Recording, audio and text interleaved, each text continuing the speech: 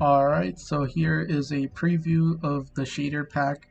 Here we're going to start off with the trees. So here are all the overworld trees. You can see that the shader pack adds these motions to the leaves and adds these dynamic shadows to all of the blocks in Minecraft. So you can see that the sun is casting some pretty nice shadows on the actual world.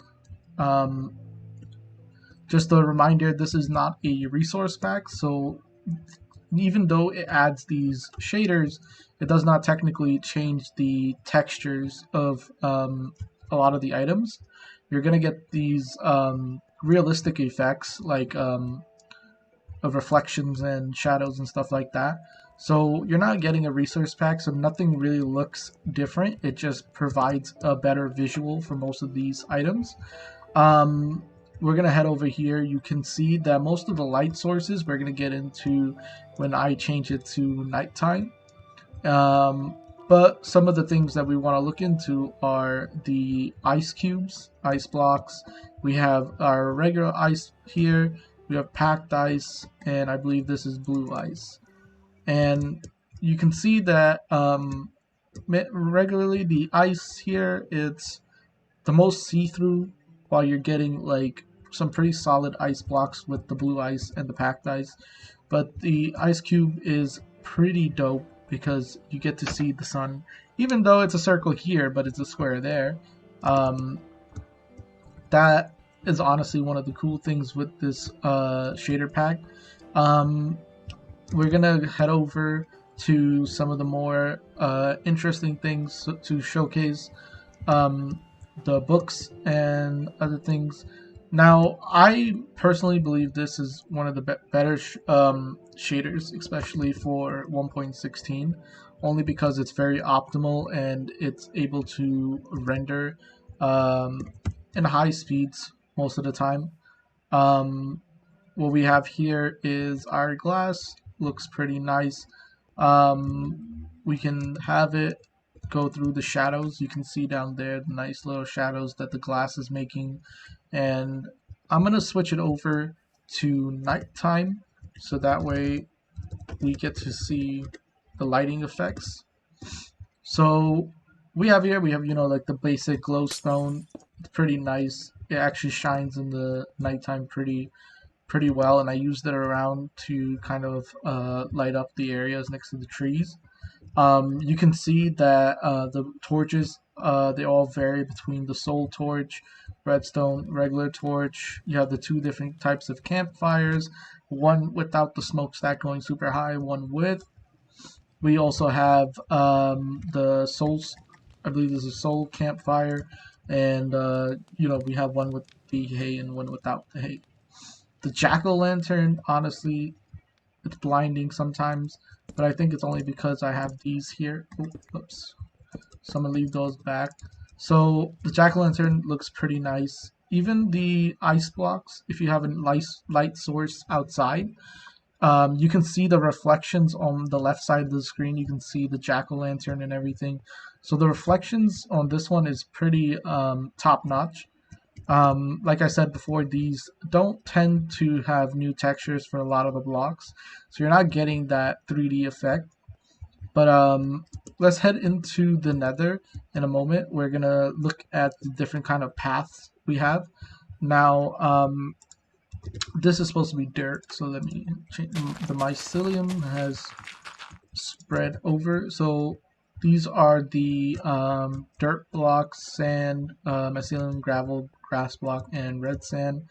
And then you have your podzol and pathway blocks. And you have your basic plants that actually have a kind of motion to them. We're going to head into the nether here so I can show you guys the nether. So we load up the nether. The nether actually looks pretty nice. It's a lot more lighter than what it was without the shader pack.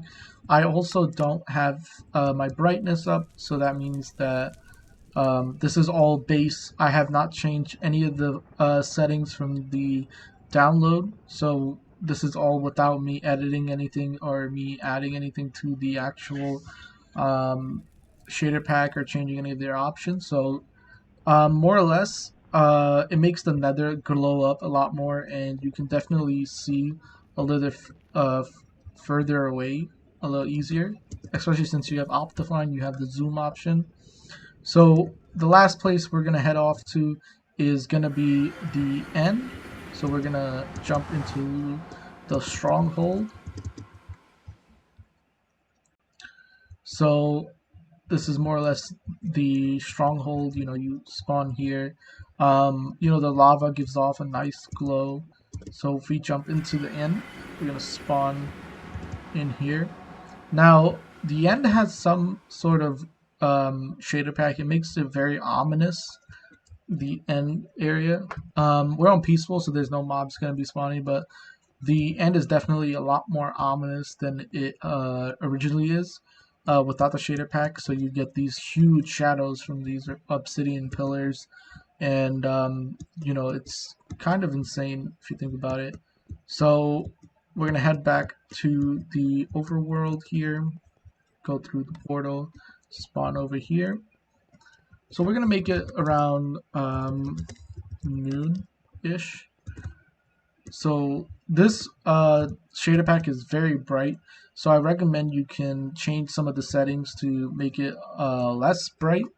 But if this is how you like it, then this is how you like it. But overall, that's the showcase for this specific shader pack.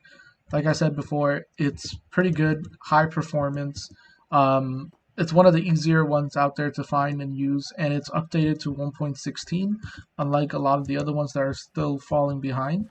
So I recommend this one because of the compatibility with a lot of the newer versions, especially because this can go back to 1.13. So that's going to be the end of this shader review. Let me know if you have any shaders that you want me to review next. I have a couple lined up. So we're going to keep moving on with that. And I forgot to show you guys the redstone here. So if I was to set it to nighttime, we're going to see the redstone actually flowing through everything. And I think, let me turn on particles here.